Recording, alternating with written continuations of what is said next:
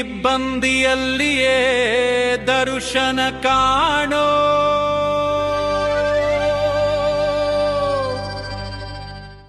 Greetings, this is Shekhar Purna. Today, 14th July 2026. While presenting this light essay to you under the title Garlic and Brahmin 1, I will soon bring my serious thoughts behind it under the title Garlic and Brahmin 2. Keeping leaders like Charlie Chaplin, Donald Duck, Trump, as well as actors and actresses of the Kannada, Tamil, Telugu, and Hindi film industries in mind, I request you to read the following article. My journey was towards Warsaw, Poland. A friend of mine who works as an airline pilot and lives in Delhi had already scared me thoroughly. Out of all places, you booked a ticket there? His mockery and taunting was still echoing in my mind. Along with this, due to intense hunger, my eyes started spinning wildly. This wretched hunger wouldn't even let me close my eyes. In the seat ahead of me, a man named Hanumappa was comfortably reclining back and sleeping. His bulky body and the back of his seat loomed like a threat, making me anxious that it might crush my forehead. Along with this, as the airplane engine connected to the metallic part behind the chair spun violently and rushed fast down the runway, watching that dance made me feel, oh my God, please stop the plane for a moment and just let me off, Lord. Just then, the air hostess announced, you may now unfasten your seatbelts, and it felt as if my life had returned to me. The moment I unfastened it, my hunger doubled. The plane began to float in the sky, and similarly, I too began to float in my own world of imagination. Scenes of the air hostess bringing food just a moment ago flashed before my eyes, bringing a slight smile to my lips. That imagination brought some solace to my mind. Immersed in those thoughts, after some time, my mind floated up for air, saying, even if no one is there, it doesn't matter, even if I am alone, it's fine, and it began to float along as a companion to the airplane. Fortunately, I had gotten a window seat on the left side of the aircraft. On my right sat a fair-skinned foreigner with a massive belly, a white foreigner. He sat there like a stubborn policeman who had arrested me, pushing me to the left as if I didn't even exist. Comparing my body with his, I thought, it's okay, my stomach is very small. Looking at his massive belly, wondering if it was a stomach or the Krishna Raja Sagar Dam, I thought to myself with inner joy and amusement, if I am feeling this hungry, how much hungrier must he be? Arrival of the food cart. Suddenly, whispers and a wonderful aroma came from behind me. Two air hostesses came pushing the food cart, distributing food boxes to every passenger seated there. Looking at those two fair flight attendants and the boxes, my heart overflowed with joy. A vision of my own face smiling with an open mouth in pure bliss appeared in my imagination. The air hostess's food cart came right next to me. They handed a food box to the heavy warrior next to me. He took the box into his hands while softly humming a Beatles song.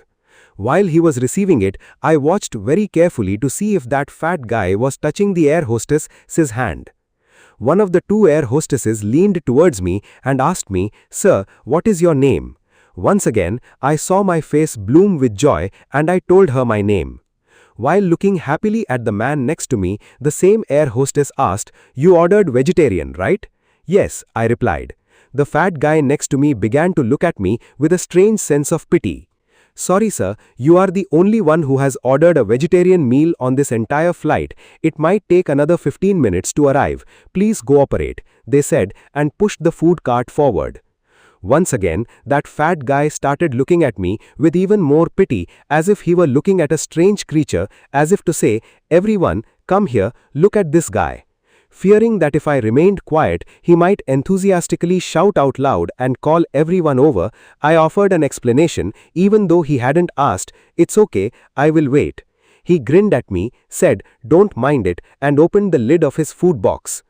Posing like a warrior heading into battle with a spoon and fork wrapped in tissue paper in each hand, he stabbed the chicken in the box with the fork, put it in his mouth, smacked his lips, and began to chew and savor it. Unable to watch his exploit, I turned my face back and forth like the blades of a table fan, growing even more terrified. Everyone there, whites, red-faced people, dark-skinned people, everyone was engaged in the exact same activity. I felt like trampling over that fat guy, escaping from his side and running away as fast as I could. It felt as if not just the people on the plane, but every single person in this world was my enemy. A Brahmin's curse. While booking the flight ticket in advance, I had clearly recorded my preference as vegetarian in the food-related column of the form. Steaming hot rice, saru filled with the aroma of ginger and asafoetida, ghee, the mere thought of this had doubled the joy in my mind just a moment ago. But now, tears were streaming down my eyes. Out of anger, I turned into a fierce Brahmin and began to curse, "Let owls hoot in the backyards of all their houses. Let stray dogs and dried cow dung cakes hang at their doorsteps. Likewise, let the torrent of my tears fill this entire airplane and this plane crash and roll over down some ocean or onto the mountains." But shouldn't a curse bear fruit immediately after it is uttered? The food cart was nowhere to be seen, and those air hostesses weren't there. Instead, a lone air hostess with a body as thin as a pestle was walking towards me smiling and holding a food box in her right hand. At that moment, it felt as if the gods themselves had appeared before me to grant a boon. Then, like a true hero, I forgave my fellow passengers and the crew from the bottom of my heart. Yet, where was the value for the appeasement of my curse? No one looked at me or even offered a smile, nor did anyone say they felt blessed. Instead, the air hostess placed the food tray before me, smiled and walked away.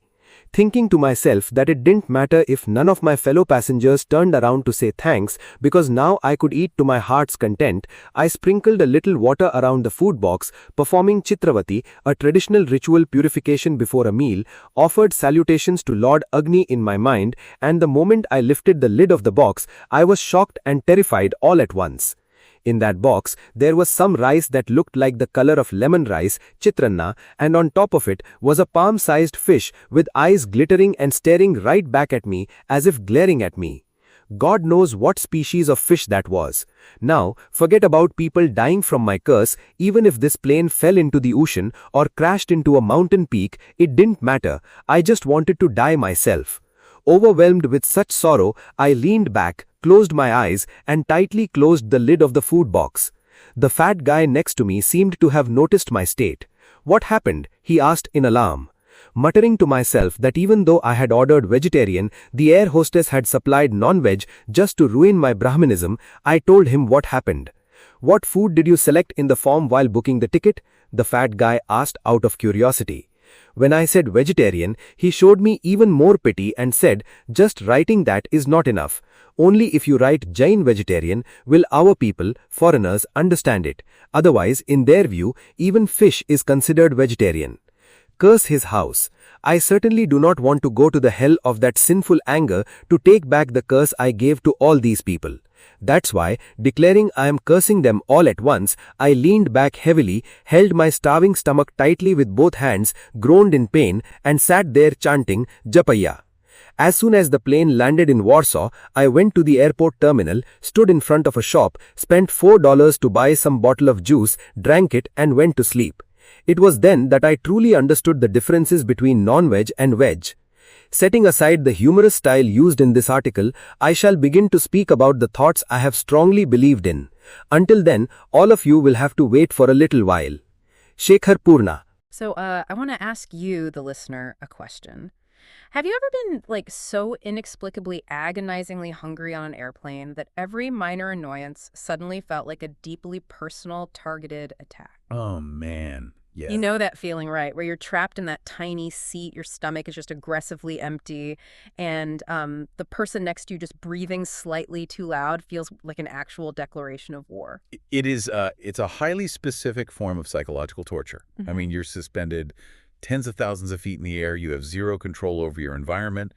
And your basic biological needs are entirely at the mercy of a metal cart. exactly, a metal cart moving at a glacial pace down a narrow aisle. It's the absolute worst. Well, today we are doing a deep dive into a translated Malayalam travel essay, and it's titled Garlic and the Brahmin One. It's such a great piece. It really is. So our mission today is to unpack the narrator's completely chaotic flight to Warsaw, Poland.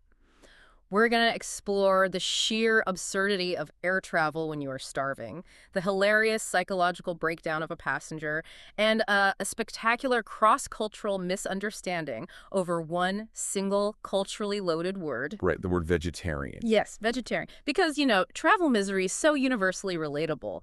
But underneath all the humor here, there's this fascinating look at how extreme physical discomfort just strips away our social conditioning. Yeah, it really exposes the unfiltered ways we process our surroundings and the deep cultural lenses through which we view the entire world. Okay, let's unpack this, because even before the fabled airline food cart makes an appearance, we have to establish the narrator's rapidly deteriorating state, both physical and mental. Right, he's not starting from a good baseline. No, not at all. So he's heading to Warsaw, and he's already been mocked by a friend back in Delhi, and this friend is a pilot, no less. Which just makes it so much worse. Totally. The friend completely terrifies him about the trip by questioning his destination. He's like, you booked a ticket there. So he's already super anxious. Yeah, exactly. And then the extreme hunger sets in. He describes it as making his eyes spin. He uses this Malayalam phrase, gira to describe this dizzying sensation. Oh, I love that description. Jira. It's so visceral. He notes that this sinful hunger wouldn't even allow him to close his eyes. He is just wide awake and suffering. What's fascinating here is that liminal spaces, like airplanes, are already inherently anxiety-inducing. I mean, you surrender all autonomy the second those cabin doors close. Right, you can't roll down a window. Exactly. You can't dictate the temperature, the lighting, the company you keep. And when you introduce severe hunger to that kind of environment, the brain it stops processing the space rationally. It goes into full survival mode. Yeah, sensory perception heightens in the worst possible way. It turns a standard economy class cabin into like an active threat environment. Everything becomes overwhelming. And his surroundings are definitely acting like an active threat. I mean, economy class is basically a mild hostage situation on a good day. It's a great way to put it. You're strapped to a chair, your personal space is constantly being invaded. But with that gira hunger, the brain turns every minor physical inconvenience into a mortal danger. Like the guy sitting in front of him. Yes, Hanapa. The passenger in front of him is leaning his seat back so incredibly far that our narrator is genuinely afraid his forehead is going to get smashed. Oh, we've all been there with the seat recliner. And it gets worse. On his right is a white foreigner with a massive belly who literally has him pinned against the window. The narrator compares this man to a stubborn policeman keeping him captive. And we see a very specific psychological defense mechanism emerge here. Because he's trapped, he's starving, and he's physically dwarfed by this guy next to him. Right, he can't actually do anything about it. No, he can't force the seat forward or, shrink the man beside him, so he has to reclaim power internally just to prevent a total panic response. And the way he does that is so funny. He has this secret coping mechanism where he compares his seatmate's giant stomach to the KRS Dam. Which is this massive, famous dam in India. Right. So he looks at this giant belly pinning him down and just thinks, well, if I am this hungry, imagine how much hungrier he must be with a stomach that size. That is brilliant. He just sits there, pinned against the window, secretly laughing to himself. By privately mocking the source of his confinement, he kind of diminishes its psychological weight. Like when we are stripped of agency in the physical world, we retreat into our own minds, Because that's the only place you still have total control. Exactly. Comparing a human stomach to massive hydroelectric infrastructure is it's this hyperbolic buffer against the misery of the flight. Right, it takes the edge off. Yeah, the vibrating engine, the claustrophobia, the dizzying hunger, it's all slightly mitigated by holding on to this internal secret joke. He's basically saying, you might be taking up my armrest, but I'm dismantling you in my mind. Oh, totally. But his internal coping mechanisms are barely keeping him sane. And then ding, seatbelt sign chimes. The best sound on an airplane. The smell of the food cart hits him. He sees two beautiful air hostesses bringing the food, and his hunger instantly doubles because he knows salvation is finally rolling down the aisle. The anticipation phase. Yes, he is actively visualizing his own face, breaking into this wide, goofy, joyful smile. Well, the anticipation phase of the hunger cycle is incredibly potent. Your brain just floods with dopamine simply at the sight and smell of the food cart. So he's on the precipice of release. He is. He's expecting all of that psychological tension we just talked about to dissipate immediately. But then here's where it gets really interesting, because the cart stops next to him. The hostess hands a food box to the giant-bellied man, And then she leans down to our narrator, asks his name, and delivers an absolutely devastating blow. Oh, no. She says, "You ordered vegetarian, right? Well, you are the only vegetarian on this flight. It will take 15 more minutes." Ouch. Going from the absolute peak of anticipation to being told you have to wait while hundreds of people around you begin to eat him. I mean, that is jarring psychological whiplash. It's torture. It is. The contrast between his total internal despair and the mundane reality of a 15-minute logistical delay, it creates this sharp comedic tension for us reading it. But for him, the suffering is 100% genuine. Oh, he is in agony. He is forced to sit there and watch his seatmate, the KRS damn guy, pop open his box of chicken, grab his fork and spoon, and just attack the food like a warrior going to war. And he's humming too, right? Yes. The guy is humming a Beatles song while he eats. He is having the absolute time of his life, completely oblivious to the starving man next to him. That is such a cinematic detail. Our narrator is in so much pain watching this that he starts swinging his head back and forth like an oscillating table fan just to avoid looking at anyone eating. The detail of the seatmate humming a Beatles tune, it perfectly underscores the isolation of the narrator's suffering. The whole world is just carrying on, cheerful and well-fed. And he's trapped in a personal void of starvation. Right. And that physical reaction, the oscillating head, is a visceral manifestation of sensory overload. Yeah. He's physically trying to reject the environment he can't escape. So as he sits there oscillating, his brain just goes into overdrive. He starts hallucinating about his ideal meal. Hot rice, ginger, this incredibly aromatic asafoetida or assam, and cow's ghee. Just torturing himself. And then he snaps. He doesn't just sigh heavily or complain to a flight attendant. He defaults to his absolute deepest cultural programming. This is my favorite part. He turns into a furious, wrathful Brahmin and unleashes a curse upon the entire airplane. He starts silently praying, "May owls hoot in their backyards, may soot burn at their doorsteps, may the plane crash." If we connect this to the bigger picture, it's so revealing. When he gets pushed past the brink of reasonable hunger, he doesn't just get irritable. He reverts to ancient cultural archetypes. The imagery is wild. It really is. The specific imagery he invokes, the hooting of owls and the burning of soot at a doorstep, those are traditional Indian omens of bad luck, ruin, and ancestral destruction.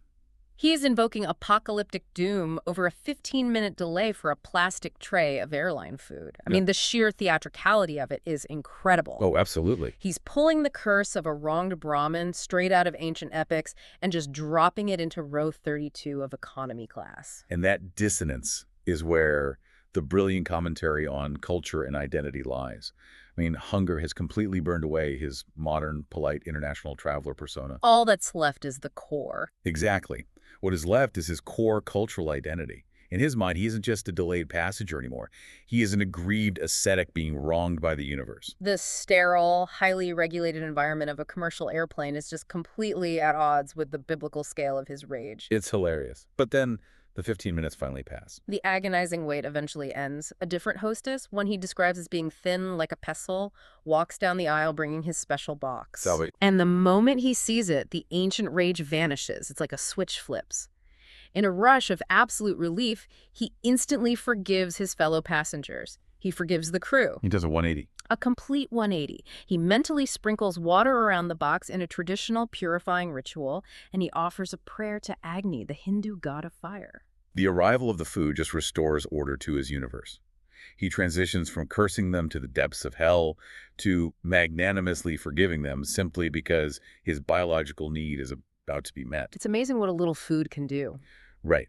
But invoking Agni, the fire god, and performing the mental purification ritual, it ties this modern plastic-wrapped experience back to deeply rooted religious practices. Because eating isn't just fuel for him. Exactly.